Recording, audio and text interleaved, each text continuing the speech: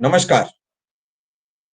आप देख रहे हैं शिव कुमार मिश्रा ऑफिशियल और स्पेशल कवरेज न्यूज। हमारे साथ हैं आदरणीय संतोष पाठक जी। स्वागत और अभिनंदन। तमाम दर्शकों को नमस्कार। एक ऐसी खबर, बड़ी ब्रेकिंग खबर है कि आखिर राहुल गांधी के हर कदम से पहले प्रधानमंत्री नरेंद्र मोदी की लाल बत्ती क्यों जलने लगती है। नीतीश कुमार की घबराहट क्यों बढ़ जाती है, क्यों दिल की धड़कनें तेज हो जाती हैं कि राहुल गांधी बिहार आ रहे हैं। और हुआ भी वही जिसका खतरा था। अब सुनने में आ रहा है कि राहुल गांधी कल सासाराम से 1300 किलोमीटर की बिहार की यात्रा शुरू करने वाले हैं।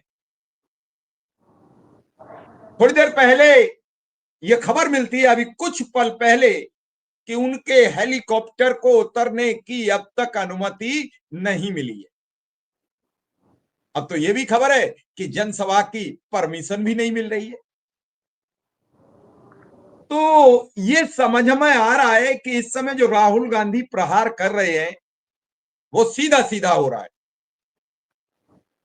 नरेंद्र मोदी जानते हैं कि राहुल गांधी अगर 1300 किलोमीटर चलकर, और उन्होंने बता दिया कि बिहार में जो हो रही है वोट चोरी, उसे रोका नहीं गया तो फिर सरकार आपकी नहीं हो। मोदी जी उनकी भारत जोड़ो यात्रा को हल्के में ले गए तो मोदी जी 303 से 240 पे आ गए। अब मोदी जी कह रहे हैं बहुत बड़ा डिफरेंस नहीं है बिहार में आरजेडी कांग्रेस गठबंधन के साथ, नीतीश और बीजेपी के गठबंधन के साथ सीटों का कुल 12-14 का डिफरेंस है। और राहुल गांधी अगर बिहार में घूम गए और ये आंकड़ा 150 तक चला गया आरजेडी कांग्रेस का, तो एक राज्य से सत्ता चली जाएगी। सत्ता जाना कोई बड़ी बात नहीं है, ये जनता तय करती है। लेकिन इस समय जो राहुल गांधी ने आरोप मढ़े हैं कि वोट चोरी, एसआईआर के जरिए गरीबों के वोट काटने, और उन आरोपों पर सत्ता वापसी नहीं हुई और सत्ता चली गई, तो बीजेपी मुंह दिखाने के काबिल नहीं बचेगी। मोदी जी मुंह नहीं दिखा पाएंगे, जनता के बीच जाके सवाल नहीं कर पाएंगे। ये सवाल बड़े महत्वपूर्ण है। तो इन सवालों पर हम चर्चा के लिए सीधा संतोष सर के पास पहुंच रहे हैं। पाठक जी, अब तो परमिशन नहीं मिल रही जहाज उतरने की भी और सभा करने की। तो क्या होगा? क्या राहुल गांधी कल सभा कर पाएंगे? क्या राहुल गांधी कल अपनी यात्रा शुरुआत कर पाएंगे या फिर रोकेगी कांग्रेस?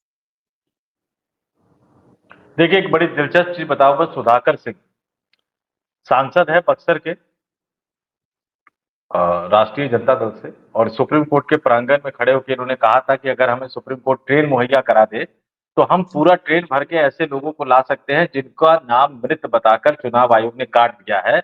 और इसी सासाराम से लगते इलाके में रोहतास जिले का बाकायदा उन्होंने एक तरह से जिक्र करते हुए ये बताया कि रोहतास में अब तक वो 70 लोगों का डेटा दे चुके हैं कि 70 जीवित लोगों को मृत बताकर वोटर लिस्ट से हटा दिया गया।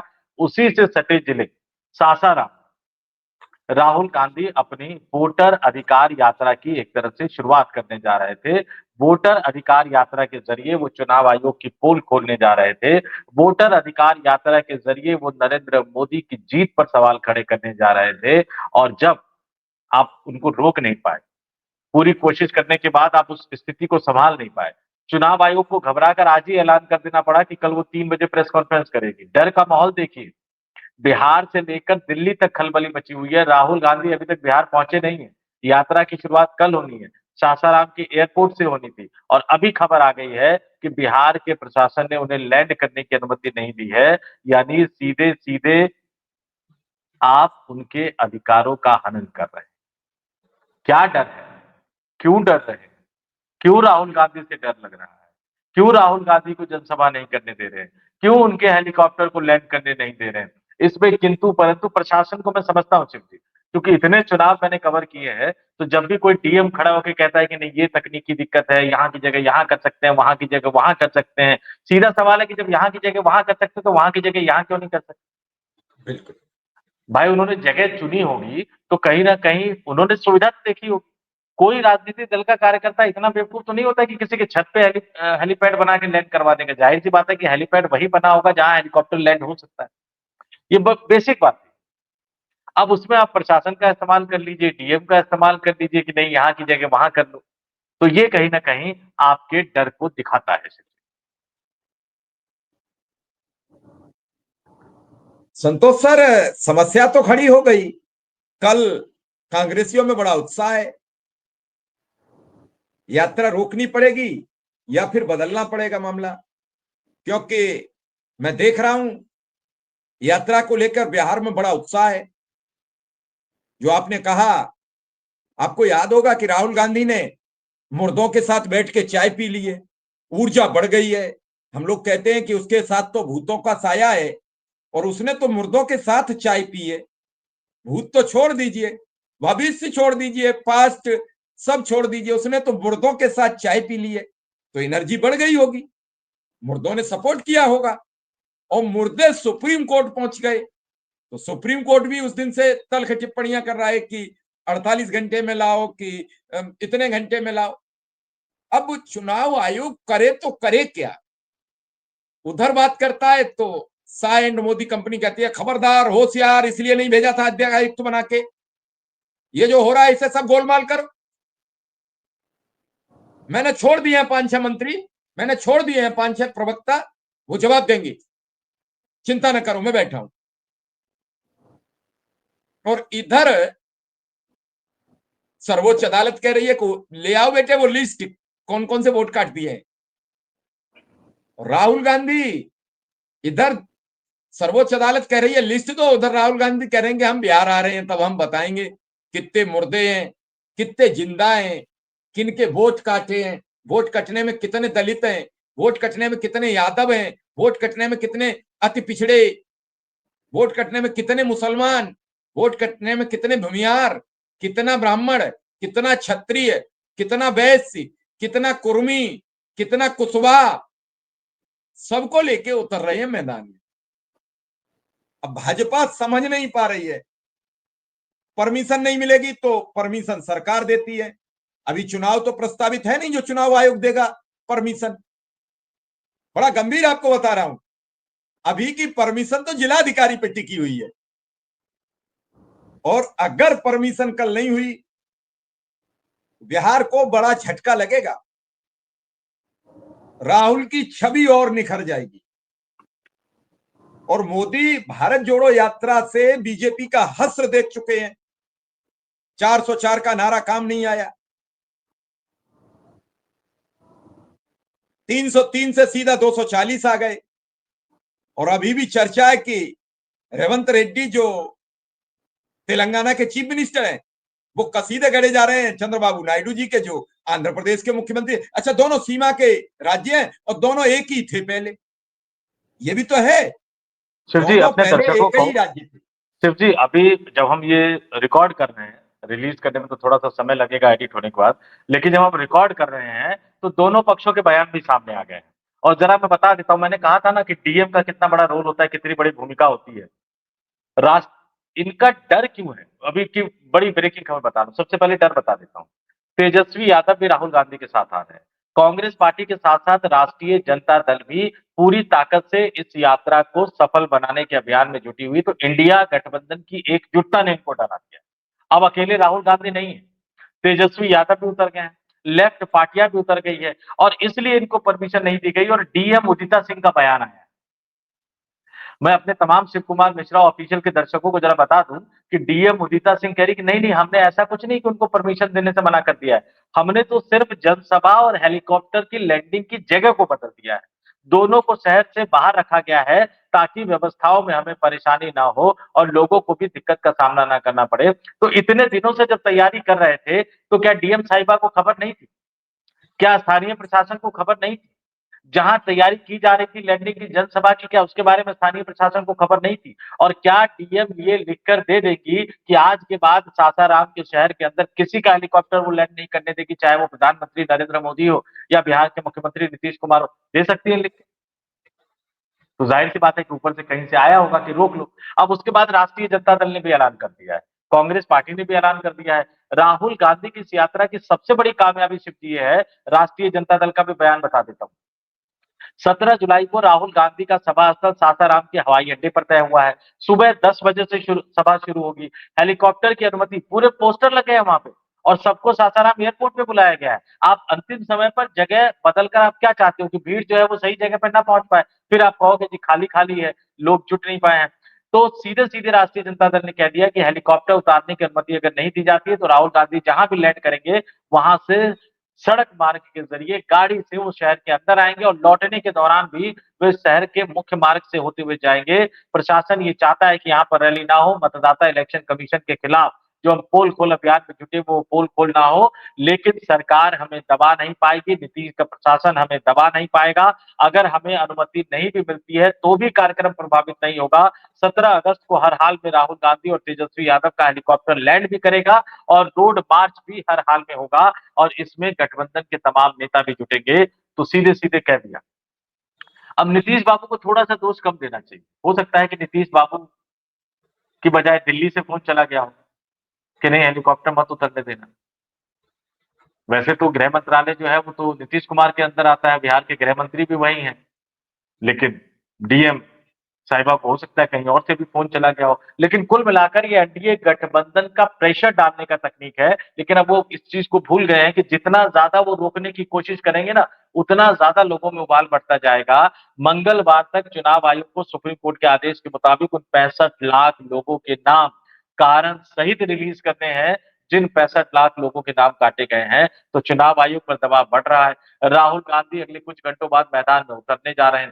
तेजस्वी यादव राहुल गांधी के साथ होंगे। पूरा का पूरा इंडिया गठबंधन साथ होगा। चुनाव आयोग के दफ्तर पर जब वो जाकर मिलना चाहते थे तो चुनाव आयोग ने कह दिया कि हमारे पास जगह ही नहीं है। लेकिन अब डर के मारे उन्होंने ऐलान कर दिया कि कल दोपहर को 3 बजे वो प्रेस कॉन्फ्रेंस करेंगे और ये डर अपने आप में बताता है कि राहुल गांधी मैदान में उतरने से पहले ही आधी लड़ाई तो जीत गए। अब चुनाव आयोग आ जाए या डीएम साहब आ जाए, धीरे धीरे ये खबर रुख पकड़ने लगी। मैं फिर कह रहा हूं कि अगर हम लोग खबरें ना करें तो डीएम साहब आते नहीं सफाई देने, डीएम साहिबा सफाई देने नहीं आती। चलिए हेलीकॉप्टर उतर जाए, कल सभा हो जाए, लेकिन तेजस्वी ने यहां पेच फांस दिया। संतोष जी, तेजस्वी ने पेच फांस दिया कि हम बाई रोड जाएंगे, कुछ देर पैदल चलेंगे तो एक प्रचार करने का मौका और मिल जाएगा, लोगों तक और अट्रैक्ट हो जाएंगे। एकाएक राहुल गांधी और तेजस्वी यादव सड़क पर उतरेंगे तो हुजूम दौड़ पड़ेगा। सभा तो सभा रही, अब पूरा सासाराम जान जाएगा। ये तो और एक तो वो कहते हैं कि फलाने और फिर उस पर प्याज और खा लिया। तो क्या करेंगे आप? इससे तो फिर जनता तक आवाज सीधी अट्रैक्ट की हो जाएगी। अगर हवाई अड्डे पर उनका हवाई जहाज उतरा और जहां सभा स्थल है वहां उतरने नहीं दिया जाएगा, सभा स्थल तक वो बाई कार या पैदल जाएंगे और दोनों का दिल की बात है, उन्होंने कह दिया चलो पैदल चलते हैं, दोनों युवा हैं, क्या करोगे फिर? सीधा लोगों से अट्रैक्शन बढ़ेगा, लोगों से जुड़ाव बढ़ेगा, और जुड़ाव ही तो टूट गया था भाई। कांग्रेस के राहुल को ये कुछ लोगों ने साबित किया कि उनके पास कुत्ते के लिए तो वक्त है लेकिन नेताओं के लिए वक्त नहीं है। ये किसी ने बताया नहीं कि कौन से कुत्ते के लिए वक्त था, कौन से कुत्ते के लिए वक्त नहीं था। ये बताया कुत्तों के लिए वक्त है लेकिन नेताओं के लिए नहीं है। और जिन्होंने ये आरोप लगाए वो लगातार मुख्यमंत्री है। तो अपनी अपनी पीड़ा है। तो इस सबसे जब राहुल गांधी और जनता के मध्य चले जाएंगे तो फिर पोल और खुल जाएगी कि क्यों आए थे, किस कारण आए थे, क्या बताने आए थे। फिर जो आदमी राहुल तक नहीं जा पा रहा था राहुल उस तक पहुंच जाएंगे। तो फिर बिहार में बड़ा बखेड़ा खड़ा हो जाएगा। नहीं, ये डबल फायदा होगा। अभी तो क्या था कि शहर के अंदर हेलीकॉप्टर लैंड होता, जनसभा करते और शहर से बाहर निकल जाते।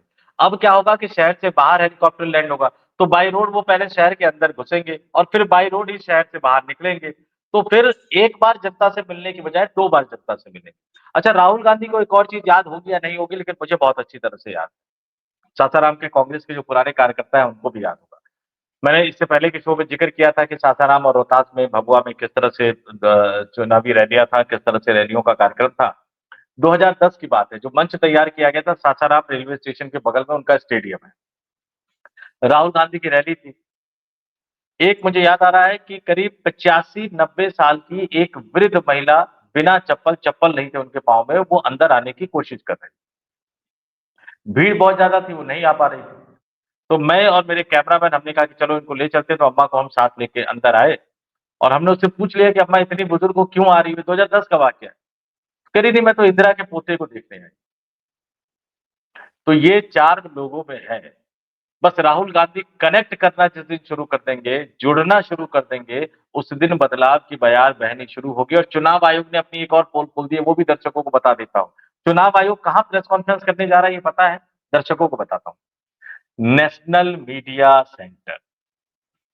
नेशनल मीडिया सेंटर वो जगह है जहां केंद्र सरकार के मंत्रीगण प्रेस कॉन्फ्रेंस करते हैं। जब कैबिनेट की बैठक होती है ना, तो कैबिनेट की बैठक के बाद मंत्रीगण प्रेस कॉन्फ्रेंस करते हैं। और अब ये चुनाव आयोग नेशनल उसी मीडिया सेंटर में जहां मंत्री प्रेस कॉन्फ्रेंस करते हैं, वहां प्रेस कॉन्फ्रेंस करने जा रहे हैं। ये एक प्रतीक है, शिव जी, ये छोटी बात नहीं है। चुनाव आयोग के दफ्तर के अंदर भी प्रेस कॉन्फ्रेंस का हॉल है, क्यों नहीं किया आपने वहां? और भीड़ अगर आपको बढ़ती नजर आती है, बहुत ज्यादा भीड़ आ जाएगी, तो एक और जगह है विज्ञान भवन, जहां पर चुनाव आयोग पहले कई बार प्रेस कॉन्फ्रेंस कर चुका है। वहां क्यों नहीं किया चुनाव आयोग ने? और इससे भी अलग कि चुनाव आयोग के दफ्तर से पीछे, चुनाव आयोग के दफ्तर से ठीक पीछे आकाशवाणी का दफ्तर है, ऑल इंडिया रेडियो, ऐतिहासिक ऑल इंडिया रेडियो। उसके अंदर भी प्रेस कॉन्फ्रेंस का हॉल है, जहां चुनाव आयोग एक दो बार प्रेस कॉन्फ्रेंस कर चुका है। तो इसकी बजाय चुनाव आयोग उस कुर्सी पर बैठा हुआ नजर आएगा, देश के मुख्य चुनाव आयुक्त उस कुर्सी पर बैठे हुए नजर आएंगे, जिस कुर्सी पर बैठकर इस देश के मंत्री सरकार के पक्ष में झूठ, सच, प्रोपेगेंडा जो आपको कहना है कह लीजिए, लेकिन वो सरकार के पक्ष में उपलब्धियों का बखान करते नजर आते हैं। तो अब उसी कुर्सी पर जब बैठेंगे तो कुर्सी की छाया तो पड़ती है, कहीं ना कहीं बुद्धि दिमाग दोनों बदलेगा ना। तो ये जगह भी चुनाव आयोग ने जो चुनी है, वो सीधे सीधे बता दिया है कि भैया राहुल गांधी, भैया तेजस्वी यादव, भैया अखिलेश यादव, ठीक है आप पोल तो खोल रहे हो, ठीक है आप हमें डरा तो रहे हो, ठीक है सुप्रीम कोर्ट हमारी ऐसी तैसी कर तो रहा है, लेकिन हम सरकार के साथ खड़े हैं, पूरी तरह से सरकार के साथ खड़े हैं। कल की ये प्रेस कॉन्फ्रेंस भी इस देश के लोकतंत्र के इतिहास में एक बड़ी प्रेस कॉन्फ्रेंस होने जा रही है।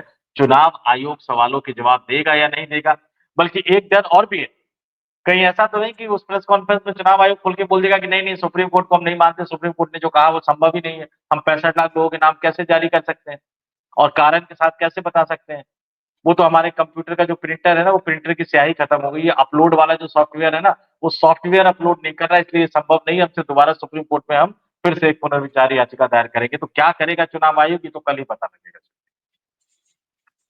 चलो कल तक का और इंतजार करेंगे, लेकिन हमें इंतजार ये रहेगा कि सुबह राहुल गांधी की सभा ढंग से हो पाएगी कि नहीं हो पाएगी, और हेलीकॉप्टर उतरेगा कि नहीं उतरेगा। अभी भी इस पर हम पूरी तरीके से मुतमईन नहीं है। रात तक क्या निर्णय आता है इसका हमें इंतजार करना पड़ेगा। फिलहाल आपने जो दर्शकों को जानकारी दी बड़ी महत्वपूर्ण है कि आखिर राहुल से चुनाव आयोग क्यों भिड़ रहा है, राहुल से मोदी चुनाव आयोग को क्यों भिड़ा रहे हैं, राहुल चुनाव आयोग को बीजेपी से क्यों भिड़ा रहा है, चुनाव आयोग खुद को जवाब देने की जगह बीजेपी को आगे क्यों बढ़ा रहा है। ये दोनों चीजें बड़ी गंभीर हैं और इस पर दर्शकों को निगाह बनाए रखनी चाहिए। फिलहाल संतोष सर आपका बहुत बहुत आभार, बहुत बहुत धन्यवाद।